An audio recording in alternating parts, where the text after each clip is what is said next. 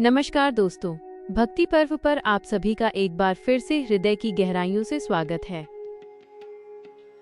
आज हम उस पावन व्रत की कथा का श्रवण करेंगे जिसने प्रेम और तपस्या की परिभाषा को युगों युगों के लिए अमर कर दिया। क्या आप जानते हैं कि माता पार्वती ने भगवान शिव को पति रूप में पाने के लिए आखिर किन दुर्गम रास्तों को चुना था? क्यों इस व्रत को हरितालिका कहा जाता है और कैसे एक घने जंगल के भीतर छिपा वो रहस्य हर सुहागन और कुंवारी कन्या के सौभाग्य का आधार बन गया? आज की यह संगीतमय और भक्तिमय कथा आपके भीतर उस आदि शक्ति के प्रति विश्वास को और गहरा कर देगी। अपनी आंखें बंद करें और इस आध्यात्मिक यात्रा में हमारे साथ जुड़ें। प्राचीन काल की बात है जब सृष्टि अपने यौवन पर थी और चारों ओर देवों और ऋषियों का वास था। हिमालय की बर्फीली चोटियों के बीच बसे एक सुंदर राज्य में राजा हिमाचल और रानी मैना के घर एक कन्या ने जन्म लिया। वो कन्या साक्षात शक्ति का अंश थी जिसका नाम रखा गया पार्वती। जैसे जैसे पार्वती बड़ी होने लगी, उनकी सुंदरता और बुद्धि की चर्चा तीनों लोकों में होने लगी। उनके चेहरे पर एक दिव्य तेज था जो केवल कठोर तप और पवित्रता से ही आ सकता है। पार्वती के मन में बचपन से ही महादेव के प्रति अटूट श्रद्धा थी। वे मिट्टी के शिवलिंग बनाकर उनकी पूजा करती और अपनी सखियों से अक्सर उन्हीं की महिमा का गुणगान सुना करती थीं। एक दिन की बात है, देवर्षि नारद राजा हिमाचल के दरबार में पधारे। राजा ने उनका सत्कार किया और अपनी पुत्री के भविष्य के बारे में पूछा।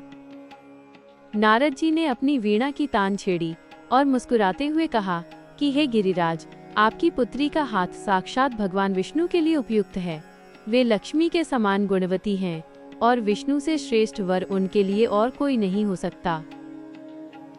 राजा हिमाचल यह सुनकर अत्यंत हर्षित हुए। उन्होंने तुरंत अपनी सहमति दे दी और नारद जी इस प्रस्ताव को लेकर श्री हरि के पास चले गए। विष्णु जी भी इस विवाह के लिए सहर्ष तैयार हो गए। जब ये समाचार माता पार्वती के कानों तक पहुंचा तो उनके हृदय पर वज्रपात सा हुआ। उन्होंने तो अपने मन, वचन और कर्म से केवल भगवान शिव को ही अपना आराध्य और स्वामी मान लिया था। उनकी आंखों से अविरल अश्रुधारा बहने लगी। वे एकांत में जाकर रोने लगीं। पार्वती की एक अत्यंत प्रिय और चतुर सखी थी जिसने उन्हें इस दशा में देखा तो व्याकुल हो उठी। सखी ने पार्वती के पास जाकर उनके दुख का कारण पूछा। पार्वती ने सिसकते हुए कहा कि हे सखी, मैंने अपना सर्वस्व उस नीलकंठ को समर्पित कर दिया है जो दिगंबर हैं और जिनके जटाओं में गंगा बहती है।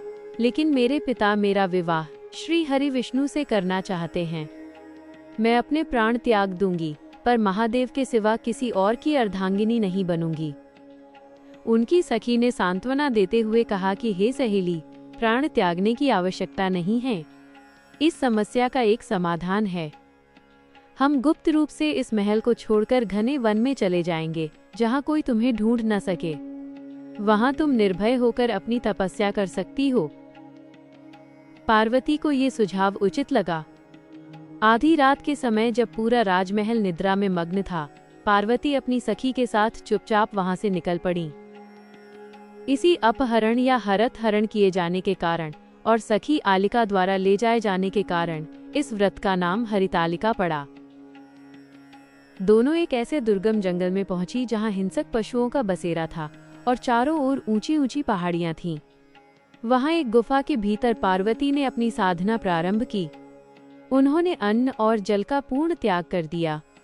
वे केवल सूखे पत्ते खाकर रहने लगी और फिर बाद में पत्तों का सेवन भी छोड़ दिया, जिसके कारण उनका नाम अपर्णा पड़ा। ठंड, गर्मी और बरसात की परवाह किए बिना वे महादेव के ध्यान में लीन रहीं। इधर राजा हिमाचल अपनी पुत्री के गायब होने से अत्यंत विचलित थे। उन्होंने चारों दिशाओं में अपने दूत भेजे, धरती और पाताल एक कर दिया, पर पार्वती का कहीं पता नहीं चला। उन्हें लगा कि शायद कोई जंगली जानवर उनकी पुत्री को खा गया है। राजा शोक में डूब गए। उधर वन में पार्वती की तपस्या अपने चरम पर थी।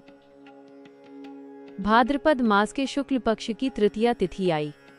उस दिन हस्त नक्षत्र था पार्वती ने निराहार रहकर शिव की आराधना की और रात्रि जागरण किया। उनकी इस कठोर तपस्या से महादेव का आसन डोल उठा।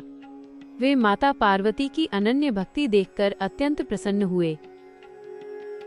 आधी रात के समय भगवान शिव उस गुफा में प्रकट हुए। उनके गले में सर्पों की माला थी, भस्म से लथपथ शरीर और चंद्रमा के समान शीतल मस्तक। शिव ने पार्वती से कहा कि हे देवी, जागो, तुम्हारी तपस्या सफल हुई। मांगो, क्या वरदान चाहती हो? पार्वती ने जब अपनी आंखें खोली और अपने आराध्य को सामने पाया तो उनकी आंखों से भक्ति के आंसू बहने लगे। उन्होंने करबद्ध होकर कहा कि हे प्रभु, यदि आप मुझ पर प्रसन्न हैं तो मुझे अपनी पत्नी के रूप में स्वीकार करें। शिव ने तथास्तु कहा और अंतर्ध्यान हो गए। अगले दिन सुबह जब पार्वती ने पूजन सामग्री विसर्जित की, तभी उनके पिता राजा हिमाचल वहां पहुंच गए। अपनी पुत्री की जर्जर अवस्था देखकर राजा फूट फूट कर रोने लगे। उन्होंने पार्वती से घर चलने का आग्रह किया। तब पार्वती ने दृढ़ता से कहा कि पिताजी, मैं घर तभी चलूंगी जब आप मेरा विवाह भगवान शिव से करने का वचन देंगे। मैंने अपनी तपस्या से उन्हें प्राप्त कर लिया है। राजा हिमाचल ने अपनी पुत्री की भक्ति के आगे शीश झुका दिया और बड़े ही धूमधाम से शिव और पार्वती का विवाह संपन्न हुआ। तभी से यह मान्यता है कि जो भी स्त्री या कुंवारी कन्या इस हरितालिका तीज के दिन पूर्ण श्रद्धा के साथ निराहार व्रत रखती है और भगवान शिव व माता पार्वती का पूजन करती है, उसे मनचाहा वर प्राप्त होता है और उसका वैवाहिक जीवन सुखमय बना रहता है। यह व्रत केवल एक परंपरा नहीं, बल्कि अटूट विश्वास और संकल्प की शक्ति का प्रतीक है। आशा है कि भक्ति पर्व की यह कथा आपके हृदय को शांति प्रदान करेगी।